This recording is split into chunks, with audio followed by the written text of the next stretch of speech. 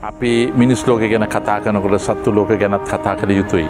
මිනිසුන් ජීවත් වෙනවා වගේම සත්තුන්ටත් අවසර දිය යුතුයි කිසිම හිරිහැරයක් නැතුව ජීවත් වීමේ හැකියාව.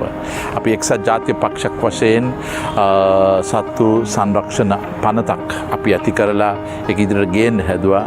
නමුත් අද වෙලා තියෙන දේශපාලන තත්ත්වය අනුව ඒක තාම නීතියට පත් වෙලා නැහැ. ඒ නිසා අප මේ අවස්ථාව උපයෝගී කරගන්නවා ප්‍රථමයෙන්ම ඒ සත්වයන්ටත් මං හිතන විදියට මනුෂ්‍යභාවයක් වශයෙන් ඒ ජීවත් වීමේ අයිතිය අපි ඇති කරලා දෙන්න අවශ්‍යයි. ඒ වගේම අප හිටපු මුදල් ඇමති වශයෙන් අපි බලන්න අවශ්‍යයි යම් විදිහකට අද ඒ නීතිය උල්ලංඝනය කරනවා විවිධාකාර විදිහට.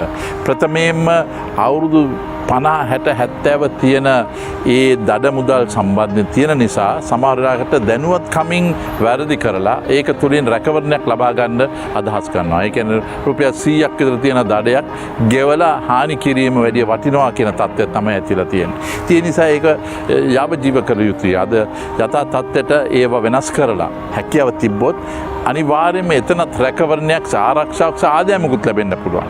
එතකොට වැරදි කරන අයට දඩුවම් ලැබෙන්නේ සාපේක්ෂව මිසක් පැරණි අවුරුදු 60 70 රුපියල් 100 200 තියෙන ඒ දඩ මුදල් වලින් නෙමෙයි.